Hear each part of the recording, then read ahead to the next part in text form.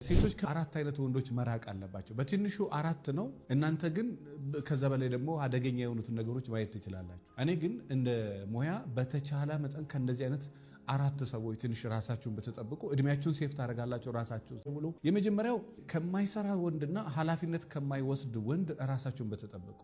የማይሰራ ወንድ የሚያስፈልገው ሚስት አይደለም። ስራ መስራት የማይፈልግ መንቀሳቀስ የማይፈልግ መቀየር የማይፈልግ የመቀየር ሐሳብ የሌለው ሰው ኃላፊነት የማይወስድ ሰው ለትዳር ያንን ሰው መርጦ ሚስቱ መሆን ወይ ደግሞ ያንን ሰው ለትዳር ማሰብ በጣም ሲበዛ መጥፎና አደገኛ ነገር ነው። ይሄ ነገር ከጊዜያት በኋላ ሊመጣ ይችላል። ዛሬ በጣም የሥራ ሰው ሆኖ ነገ ስራ ሰው ይሆናል ማለት አይደለም።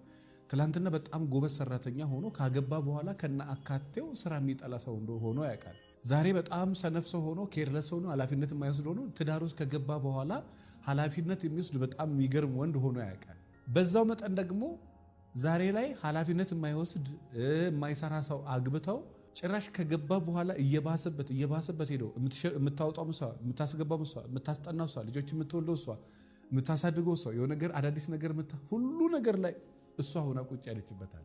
ትዳር ትልቅ ኃላፊነት ነው፣ ላውም የጋራ ኃላፊነት። ሪሌሽን ራሱ በጣም ትልቅ ኃላፊነት ነው። ነገር እርግዝና ቢፈጠር መቀበል የሚችል እኔ ከሴክስ በፊት የሆነ ነገር ማድረግ አልችልም ብትል ይሄ መሸከም የሚችል ሰው መሆን መቻል አለበት። ካልሆነ ግን ለዛች ሴት ህይወት በጣም ሲበዛ አደገኛ ነው። ስለዚህ ሴቶች ይሄ ስራ ከማይሰራ ወንድና ኃላፊነት ከማይወስድ ወንድ ጋር በጣም ሲበዛ ተጠንቀቁ። ዛሬ አለማግባትሽን አትይ። ከእንደዚህ አይነት ሰዎች ጋር 3 ዓመት 4 ዓመት 5 ዓመት አባክነሽ ከዛ 30 ዓመት ከገባሽ 40 ዓመት ከገባሽ በኋላ ድጋሚ ደንገጥ ከማለት እንደዚህ አይነት ሰው የማይሰራ ኃላፊነት የማይወስድ ሰው ሆነ በጣም አደገኛ ነው። ይህን ቪዲዮ የሚከታተልም ወንድ ከሆነ በጣም ወንድ ልጅ መሰረታዊ ሊኖረው ከሚገባ አንድ ነገር ቢኖር እዚህ ምድር ላይ ስራህን መውደድ፣ ስራህን በቃ እንደራስ መውደድ። እንዴ ስራ የህይወታችን አንዱ አካል ነው። በነገራችን ላይ እንደው ስራ ስንሰራ ረፍት እንፈልጋለን። ረፍት ስናገኝ ደግሞ ስራ እንፈልጋለን። ለምን? ስራ ራሱ ረፍት ነው። ረፍት ራሱ ስራ ነው። በጣም ሲበዛ ነው ስራው ከአይምሮ በላይ ከባድ የሚሆነው እንጂ በጣም መስራት አለበት የሰው ልጅ። ምንም ያልሰራ እኮ አይብላ ይላል መጽሐፍ ቅዱስ። የማይሰራ ሰው አይብላ እንጀራ ይላል። አይብላ በቃ ያልሰራ ሰው አይብላ። እንዴ ካልሰራ ሰው እንዴት እንጀራ እጁን ታጥቦ ለእንጀራ ቁጭ ይላል? ይሄ እጅ እኮ ለስራ የተፈጠረውን ያህል ለእንጀራ የተፈጠረውን ለስራም ተፈጥሯል።